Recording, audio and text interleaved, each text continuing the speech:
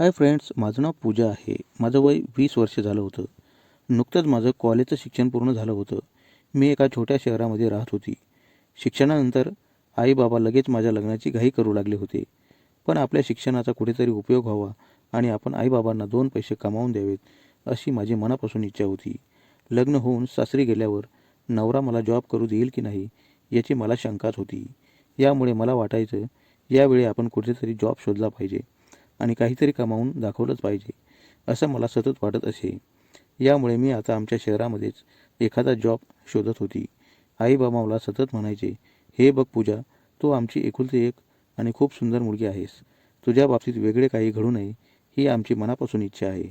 यामुळे तू जॉबचा विचार न करता लग्नाचा विचार करावास आणि तुझ्या नवऱ्याच्या सल्ल्यानेच पुढचा निर्णय घ्यावास असं त्यांना वाटत असे.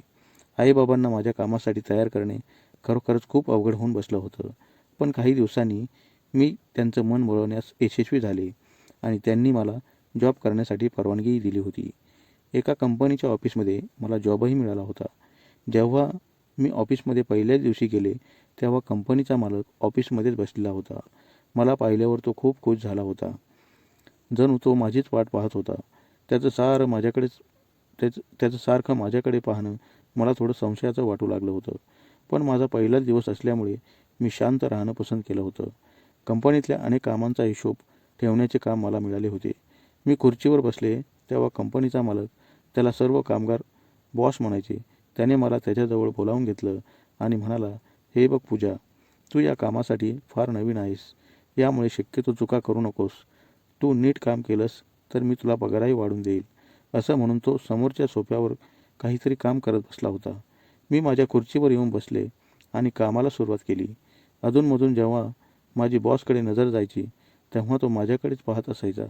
मला वाटलं, बॉसचं तर लग्न झालेलं दिसतंय, तरी तो अशा वेगळ्या भावनेने आपल्याकडे का पाहत असावा. थोड्या वेळाने त्याने ऑफिसमधल्या शिपायाला कॉफी आणायला सांगितली.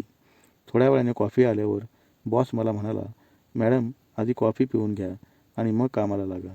मी त्याला नाही म्हणू शकत नव्हती, कारण थंडीचे दिवस असल्यामुळे मी कॉफी घेतली होती.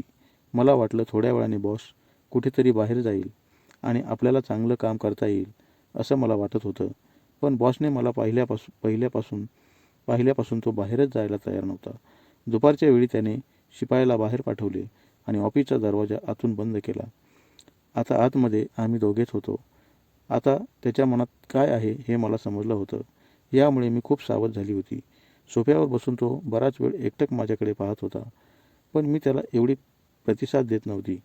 त्याचा खूप वेळ असं चालू असल्याने त्याला खूप राग आला होता. यामुळे त्याने मला त्याच्याजवळ बोलावले. मी देखील न घाबरता त्याच्याजवळ जाऊन बसले होते. त्याने मला आणखी जवळ येऊन बसायला सांगितले. मी त्याला खूप विरोध करत होते, पण तो अजिबात ऐकत नव्हता. मी म्हणाले, बॉस, मी ज्या कामासाठी आली आहे तेच काम माझ्याकडून करून घ्या. असल्या कामासाठी दुसरी बाई शोधा. तो लगेच मला म्हणाला, तुमच्यासारखी सुंदर बाई कुठे शोधून सापडणार नाही. असं गोड बोलून तो माझ्या खूप जवळ आला आणि माझ्याशी वेगळं वागू लागला. पहिल्याच दिवशी सोफ्यावर बसून त्याने माझ्याशी वेगळेच चाळे केले होते.